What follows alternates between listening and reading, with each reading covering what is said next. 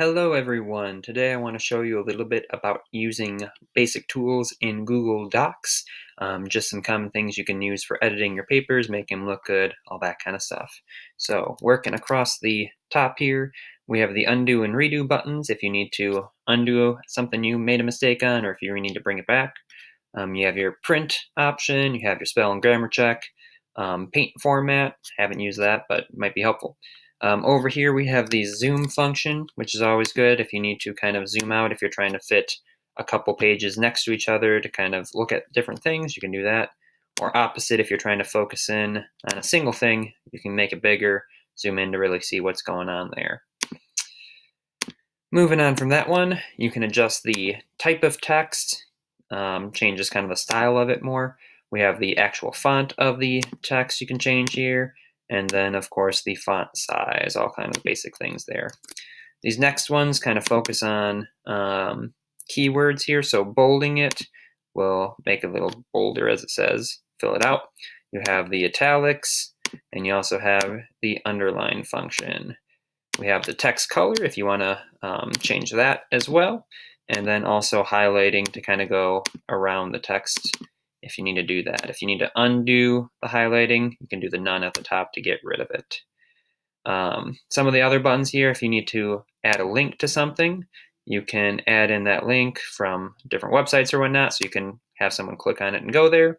If you need to add comments for things, again, if we highlight it, do a comment, it'll give us comments over here so you can talk back and forth to different people, to students, whatnot, or your teachers.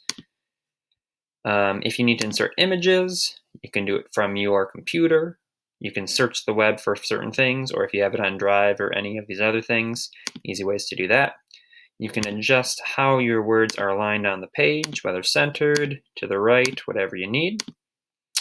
You can also do the spacing. So whenever you have those papers that need to be double spaced, you click right on that, click double, spaces them all out for you right there. Yeah, we can do that undo button to go back as well. So of course you also have then the numbering. What a lot of people don't always realize is if you click on the little arrow here on the side, it gives you different options for how you can number it. Same with our bullet points. Click on that arrow, it gives you a few different options there. We have then the indent decrease button and the indent increase button to add some indentation there or to decrease it. And then if you need to get rid of your formatting, you can click there as well. So all sorts of different fun options there. Of course, a lot of these can be found at the top. One of the key things I do want to point out under the File button is this Make a Copy. If a teacher shares a document with you, you usually will only have the ability to view it.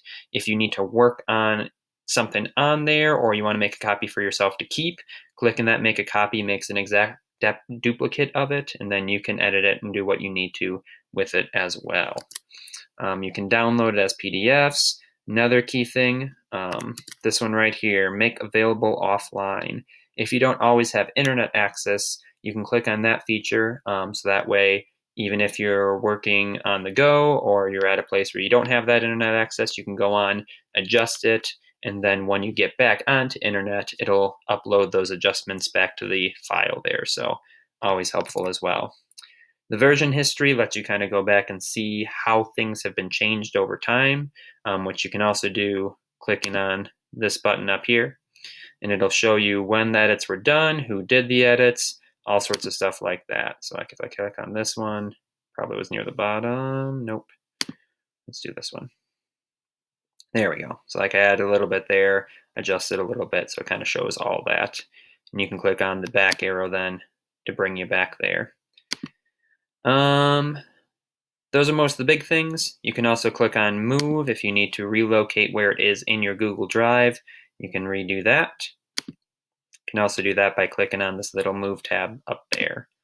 So mostly, if you just go searching through these, there's all sorts of great tools and options you can find for different things.